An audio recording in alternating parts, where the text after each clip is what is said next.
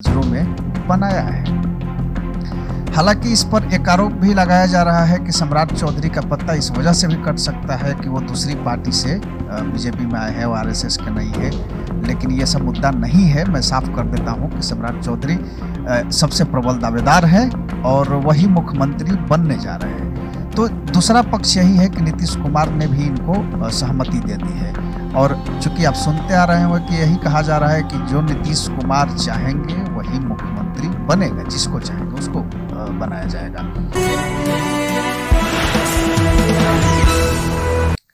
नमस्कार, मैं दीपक विशाल और आप देख रहे हैं द बिग न्यूज 9।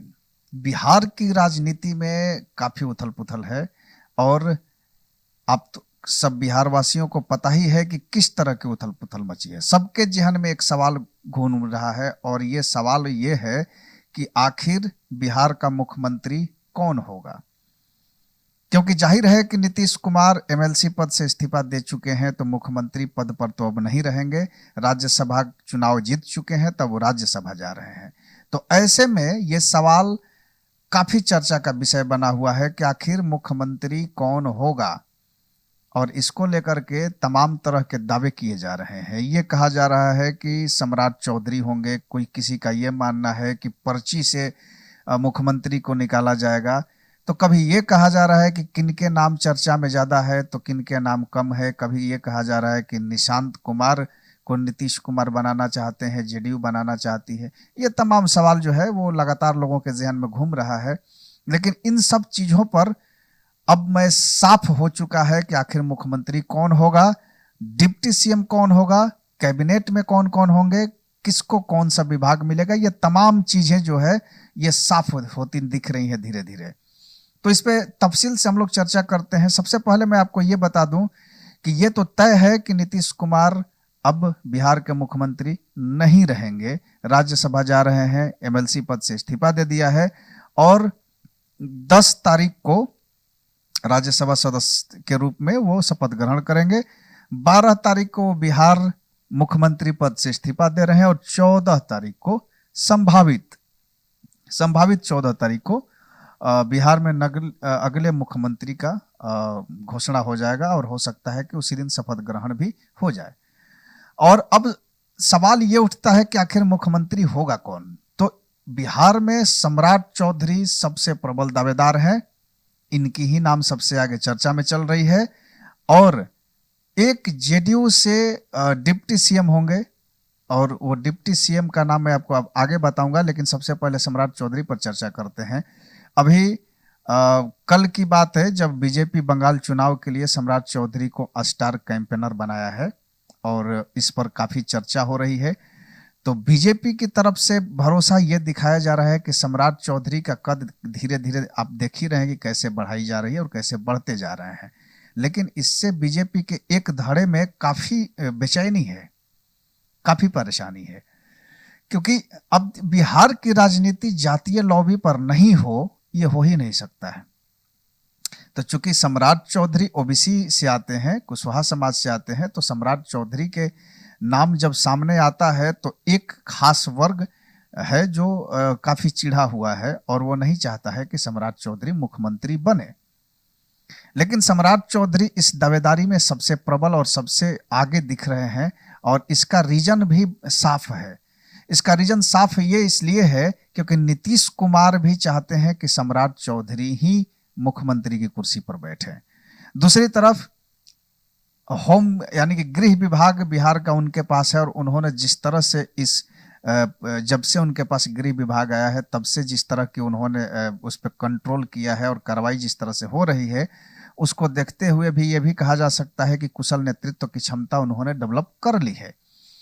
और उससे भी बड़ी बात ये कही जा रही है कि बीजेपी को बिहार में जातीय समीकरण को साधने के लिए सम्राट चौधरी को मुख्यमंत्री बनाना पड़ रहा है। और यह जातीय समीकरण क्यों है? जाहिर सी बात है कि बिहार की धरती पर फॉरवर्ड वर्ग से मुख्यमंत्री बनाने पर जो वोट परसेंट है वो बीजेपी के खाते में कम हो जाएगी और इसका लाभ सीधे सीधे कहीं ना कहीं आरजेडी को मिलना है। क्योंकि यहाँ पर अगर बिहार में देखा जाए तो फॉरवर्ड जातियों की जो संख्या है वो ओबीसी और बैकवर्ड से कम है। और इसको देखते हुए चूंकि फॉरवर्ड के नाम पर मुस्लिम भी बीजेपी के साथ नहीं देगी, लेकिन अगर सम्राट चौधरी चूंकि कुशवाहा वर्ग से आते हैं और बिहार में तीसरे नंबर की जाति मानी जाती है, और उनके साथ साथ चूंकि कुशवाहा के साथ मुस्लिम की भी जो वोट है ओबीसी की वजह से, वो भी कहीं ना कहीं बीजेपी के साथ चिपकेगी, और एक बहुत बड़ा जनाधार जो कुशवाहा का है वो बीजेपी के साथ रहेगी। हालांकि कुशवाहा का वोट बैंक बीजेपी के साथ रहा है, लेकिन पूरी तरह से नहीं, क्योंकि अभी भी बिहार में अगर कुशवाहा का कोई नेता कहा जाता है तो वो है उपेंद्र कुशवाहा। आज भी सर्वमान्य नेता उपेंद्र कुशवाहा को ही माना जाता है।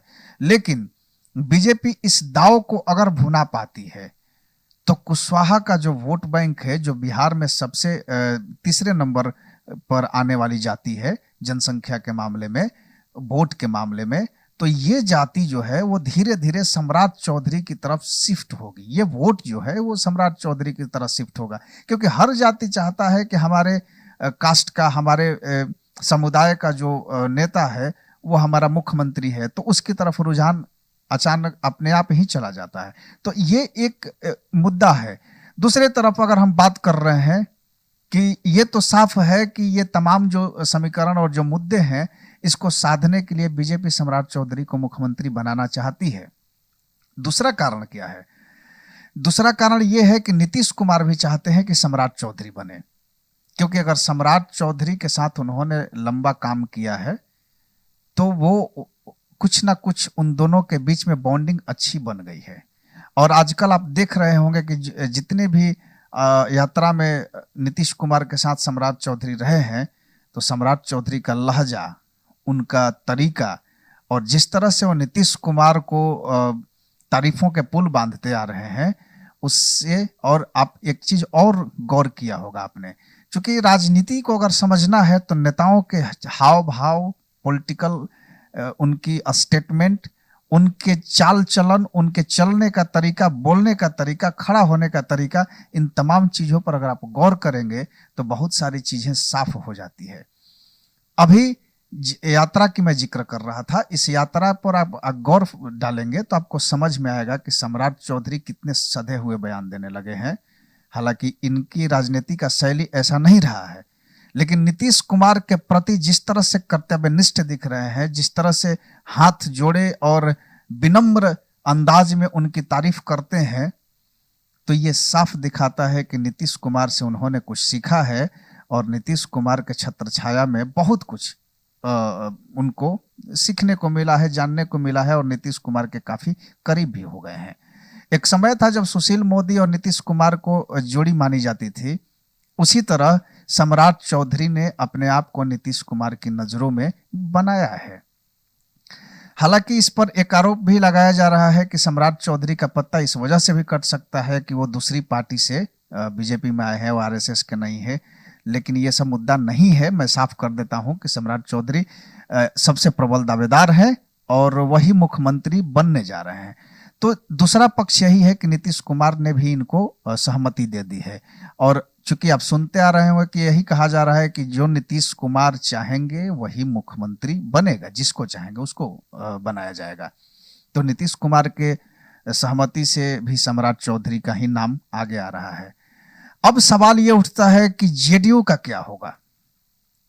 देखिए, जेडीयू में अभी फिलहाल घमासान मचा हुआ है, और घमासान इसलिए मचा हुआ है कि निशांत कुमार को लेकर के जितनी भी स्ट्रेटजी, प्रोपेगेंडा, जितनी भी चर्चाएं चल रही थी, वो कहीं ना कहीं धराशायी होती दिख रही है, क्योंकि निशांत कुमार ने सरेंडर बोल दिया है।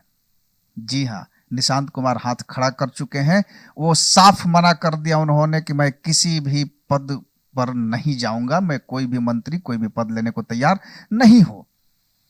इससे पहले आपने देखा होगा कि उनकी टीम बनाई गई थी, टीम निशांत। तो ये टीम निशांत के जो 12 विधायक थे गायब नजर आ रहे हैं, आज कलेक्टिव नजर नहीं आ रहे हैं। और दूसरी बात यह है कि निशांत कुमार ने साफ कह दिया कि हमें कोई पोस्ट, कोई पद नहीं चाहिए और मुझे नहीं लेना है, हमसे राजनीति नहीं होगा। ये सूत्रों की खबर है जी, जो हमारे सूत्र हैं, मैं उनके हवाले से ये बातें कह रहा हूं, किस तरह की है। आज संजय झा उनको मनाने पहुंचे हैं पटना। इससे पहले तमाम लोग उनको मना चुके हैं, लेकिन वो किसी भी तरह से टस से मस नहीं होने को तैयार हो रहे हैं। अब संजय झा पहुंचे हैं आनन फानन में। देखना ये होगा कि आगे क्या मना पाते हैं या नहीं मना पाते हैं। लेकिन फिलहाल तक ये स्थिति है कि निशांत ने साफ मना कर दिया। तो सवाल ये उठता है कि फिर जेडीयू का क्या होगा। तो देखिए, जेडीयू का तो कुछ नहीं होने जा रहा है, क्योंकि जेडीयू के अभी लीडर सर्वमान्य नेता नीतीश कुमार हैं। और नीतीश कुमार भले ही मुख्यमंत्री पद से इस्तीफा देंगे या मुख्यमंत्री नहीं रहेंगे, लेकिन पटना में रहेंगे या दिल्ली में रहेंगे, लेकिन पार्टी की कमान उन्हीं के हाथ में रहेगी। तो जेडीयू में ऐसी कुछ होने नहीं जा रही है। और जेडीयू के किसी भी मंत्री, विधायक, एमएलसी में इतनी हिम्मत नहीं है कि नीतीश कुमार के खिलाफ जाकर के और ये कह पाए कि निशांत अगर नहीं होंगे तो हम लोग इस्तीफा दे देंगे, चाहे हम पार्टी में नहीं रहेंगे या फिर उनको आपके साथ हम नहीं देंगे। तो ये चूंकि सबकी अपनी अपनी कुर्सी प्यारी है और अभी भी नीतीश कुमार सर्वमान्य नेता हैं, तो यहां तक चीजें क्लियर है।